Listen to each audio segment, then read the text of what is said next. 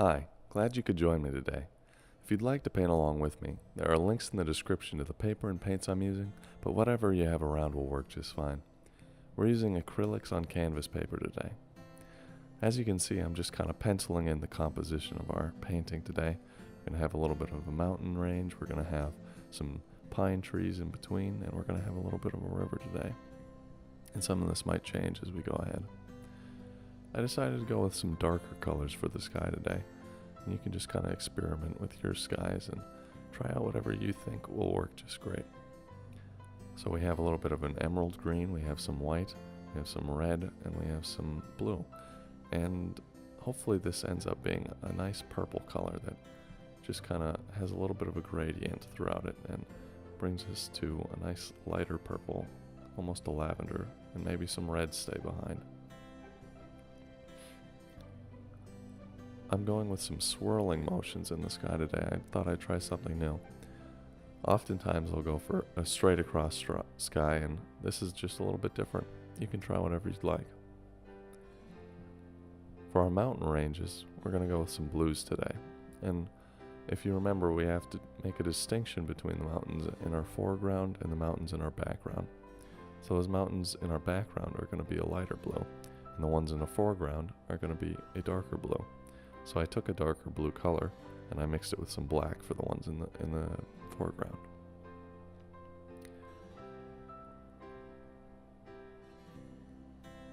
When you're thinking about your mountains, it can be helpful to only have one or two peaks, because the more peaks you add, the more difficult it can be to make mountains that look like mountains.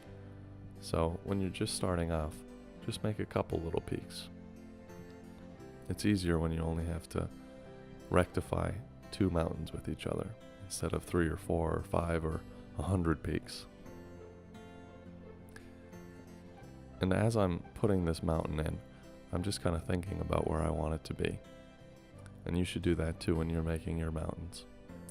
We've left some texture on the page, which I think will end up looking pretty nice when we start adding our highlight to our mountains.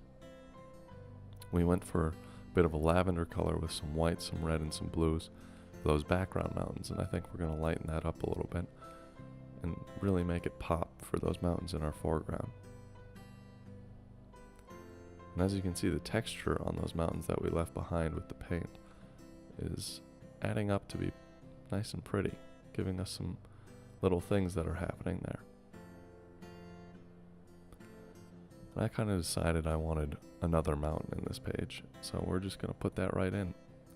All you have to do is put in where you want the light spots to be, and then put in your shadows behind that mountain, and then you'll have another mountain.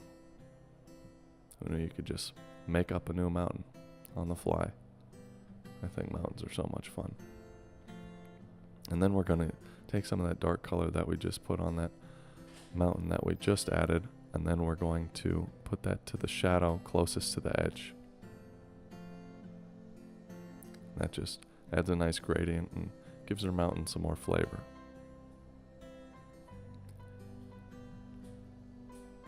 I really like how these mountains ended up today.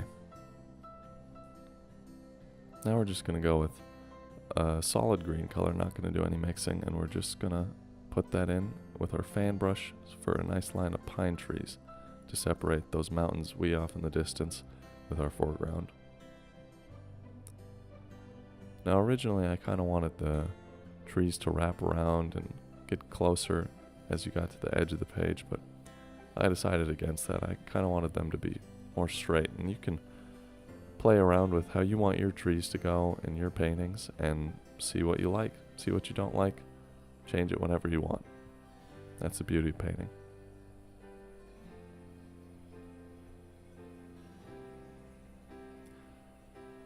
And there you can see that's where I kind of decided I wanted them to be more straight, kind of at the same level of depth in our painting. And the way you show that level of depth is by the lines, the horizontal lines. If something is on the same level of depth, there will be a horizontal line, a very straight line. And if it's not, it'll be a curved line. And when we're putting in our ground here, we have to think about the shape and form of it. We don't want our ground to go down at a 45-degree angle in this painting, so we're trying to do it in a fairly straight manner to show that it's just a gentle angle down to the river. So we just have some greens, some white, and a little bit of red because I wanted a little bit of that color in the ground today, as we have some of those colors in the sky. And we're just leaving behind where we want our river to eventually end up. And you can see earlier I kind of played around with penciling in and decided that we're going to leave a little bit of a lake at the end. And we're just going to go with some of the same colors that we have in the sky and see how that looks. Try something a little different today. We're just going to blend that together and see what happens. I started with some of the same swirling motions that I was using in the sky. I thought that would be fun to try out. And it ends up being a little bit lighter than I would like. And you know, maybe I should have stopped at this point when it was just kind of a rough mix. That kind of looked pretty neat.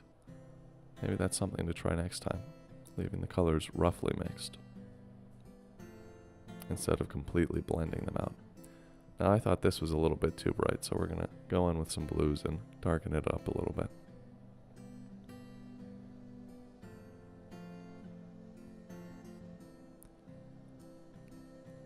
Just decided to fix a little bit of the ground there, and then we're going to go to darkening up what we have there. And with that, we're going to just about have a finished painting for today. Glad you could join me today.